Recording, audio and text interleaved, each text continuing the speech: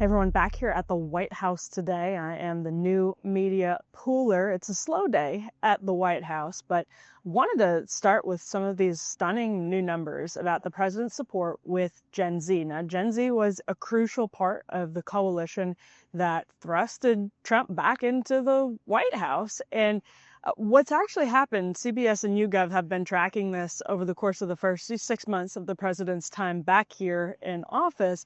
So you see a yawning chasm open up when it comes to approval falling, disapproval rising, and it's created since about February a really interesting decline, and one that should definitely have folks here worried, and I'm sure it does have folks here worried. A lot of headlines are saying right now the all-time low is being hit amidst the Epstein scandal. And indeed, just a couple of days ago, the Wall Street Journal published yet another major story about Donald Trump being told by his Department of Justice he was in the Epstein Files. Now, this is a story I think personally is being overhyped as badly as Donald Trump and his administration have handled the entire situation. Everyone kind of knew that Trump was likely in the Epstein Files. The story, though, has had the effect of keeping everyone's attention on this case. That's not going anywhere. Obviously, the House adjourned without voting on a resolution that would compel the release of the files. And Republicans know they're going to get all kinds of questions about this back in their district. Democrats are trying to capitalize on it. Nancy Pelosi, of all people, co-sponsored that piece of legislation. So this is not going anywhere. The administration is now responding by sending the Deputy Attorney General, Todd Blanche, to actually meet with Ghislaine Maxwell. So that's one of the biggest questions right now, probably on the minds of victims, first and foremost, and many Americans, is whether there'll be a pardon. Is there a pardon in the works? It's an interesting combination here because on the one hand, you have the Wall Street Journal reporting Donald Trump is in the files. That's kind of baked into what everybody already knew about Trump. He's kind of openly talked about his affiliations with Jeffrey Epstein and tried to, in the past, turn the attention to Bill Clinton or say, he'll have some transparency, even if it's a little iffy in previous interviews. But the juxtaposition of Donald Trump then calling this a witch hunt, a waste of time, and his own deputy AG, at the direction of his AG, going to talk to one of the perpetrators, one of the key perpetrators of the entire scandal in prison, in federal prison. Members of the House have subpoenaed Ghislaine Maxwell as well. Republican members of the House have subpoenaed Ghislaine Maxwell. So it's the momentum is still with this story, very, very much still with this story. And where that gets difficult for the White House, because on the one hand, and I wrote this for the Unheard website just a couple of days ago, on the one hand, because the scandal is so sprawling, you can pull at threads that lead nowhere, and you can keep doing it and run out the clock basically for decades. It's basically what's happened with the JFK files. And so that could be the era that we are now entering with Epstein, where people say they want transparency, officials say they want transparency, and they say they're taking steps towards transparency and never actually do it. And that's where these Gen Z numbers are also particularly, I think, notable. I know you all know this because we talk about it all the time here on Undercurrents. Sometimes two people read the same news story and then walk away with completely different opinions. Well, have you ever wondered why? That's why I've started using Ground News. It just cuts through the noise, the algorithmic traps, and the clickbait. If you care about facts over spin, and I know everyone here does, it's honestly a game changer. And that's because, let's just take a look at this example. I'm putting Hunter Biden, Andrew Callahan here into the Ground News search function. You can see it was covered by 34 news outlets at the time that I recorded this. And as I scroll down, the coverage is wildly different from outlet to outlet, and you can instantly compare how left, center, and right-leaning sources are framing the same event. If you notice there's a difference in the coverage, you then also, because of Ground News, have the reference point as to why the coverage might be different in headline A versus headline B. And maybe it's not even the ideological bias that explains it. Maybe it's also the independence of the news outlet. Maybe it's also the owner of the news outlet, which you can actually see in the Ground News feature, which is really amazing. It's a one-stop shop for assessing news framing, for assessing bias. It's all right there. So if you are serious about staying informed, get 40% off Ground News' Vantage Plan by clicking the link in my description or scanning this QR code. Don't just consume the news. Understand the news. That is one of the hardest things to do right now, and Ground News helps you see what you're missing. Gen Z sees what has the benefit of like living after the Cold War and looking back and saying, I know this playbook. It looks very, very familiar to people who have seen, again, like the same playbook with the JFK files, MLK files, RFK files, all kinds of different things.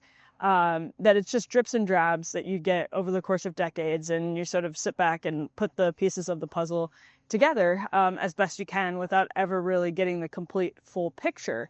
So that's a familiar move. It feels like something that we've lived through if you were born, in the 2000s. And so at the same time, with the Epstein story being so critical to the podcast demographic that was seen as critical to Gen Z, I think there's a logical sort of connection. Now, to be clear, these poll numbers, you can see it in the graph from CBS and YouGov. These have been going down. They've been trending in these directions. So approval's been trending down, disapproval's been trending up for months now. So does this, did this accelerate it to some extent? Maybe. These are record lows, as the pollsters have said, but these were on the decline.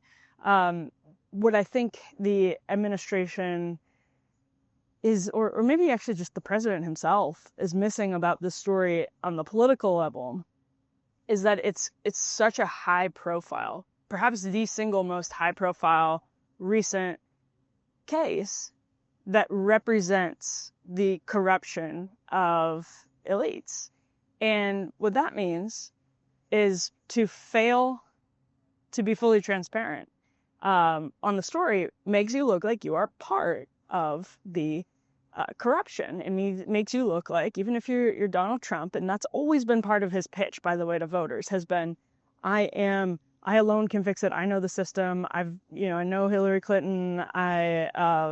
He said that as much in the 2016 campaign. There are a lot of good quotes. It was sort of part of his pitch was, I'm a member of the corrupt elite and I'm going to go drain the swamp because I know basically where to look. I know the levers to pull that'll actually get this thing drained. And so it's not necessarily a surprise, but this is one where it's such a powerful symbol. It's such a powerful litmus test that you can understand how Gen Z, who came of age during COVID when the Epstein scandal was really being played out in public and on social media, you can see how that would be something that just forfeits all trust. Again, like as a litmus test, you can see that being the thing. I don't think it's the case that the president could never recover with Gen Z voters on this. I was surprised looking at the survey that he was actually above water with Gen Z when he took office, and that what happened in November wasn't just a fluke. That was very much part of the, not a fluke, but like sort of a fleeting moment is probably a better way to put it, that it had some staying power over the course of months. I don't think it's impossible, but he would have to really do more than disclosing Obama documents, from a presidency that many of these people don't remember. If we're just sticking on the Gen Z point, of course, I think those documents are important. I asked Tulsi Gabbard, Director of National Intelligence, here yesterday about those documents. I asked them if they were referring Barack Obama to the Department of Justice for criminal implications, and Tulsi Gabbard, Director Gabbard, told me yes. I think that what's revealed in these documents, much of it we knew in a broader sense, but getting the specifics and the particulars of what was happening with John Brennan and others in the intelligence community, I think is important and a genuine scandal. That doesn't move the needle really with Gen Z on the political level. And, I don't think, frankly, it can in any way compensate for the trust that's lost on the Epstein case. It might help a little bit in internal MAGA world. People at the White House here, the Wall Street Journal report on Trump being told by Pam Bondi at the Department of Justice he was in the Epstein Files mentions, this is almost a buried lead, that Trump's own FBI director and Deputy FBI Director Dan Bongino and Director Kash Patel are upset and wanted more transparency, at least. So that's the report in the Journal.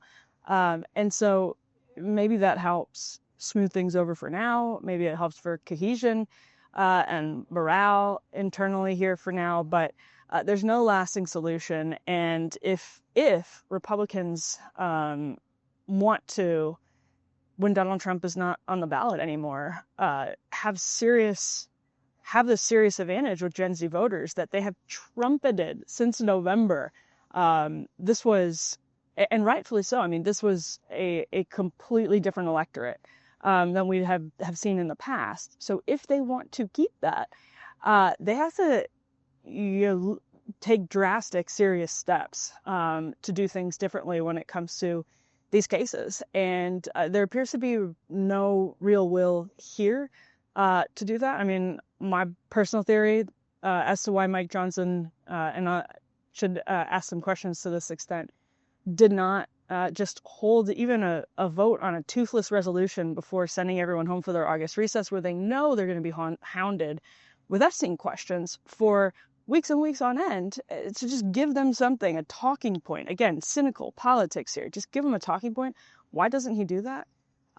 Well, probably because the president doesn't want him to. And so it seems that while the FBI, this brings us sort of full circle, is going to take steps to keep pulling at threads, Ghislaine Maxwell certainly could be huge. Although there's a question about whether there's a pardon traded for exoneration that needs to be on the table and needs to be one of the lenses through which everyone views what happens. But man, there needs to be a obviously dramatic shift if the goal is to keep all of those voters that Republicans were so happy, euphoric about bringing to the table. Now that conversation extends to other demos that Trump brought into the Republican Party in presidential election cycles that may not be there after he's gone, when he's not in the top of the ticket. Like, does J.D. Vance or Marco Rubio or anyone else maintain that same coalition? That seems very much like an open question at this point. So when it comes to Gen Z, there's a lot more work to be done. Thanks so much for watching. Make sure to subscribe wherever you get your podcasts, subscribe on YouTube, and then over at undercurrents.tv for a full premium experience of the show. We'll see you back here with more soon.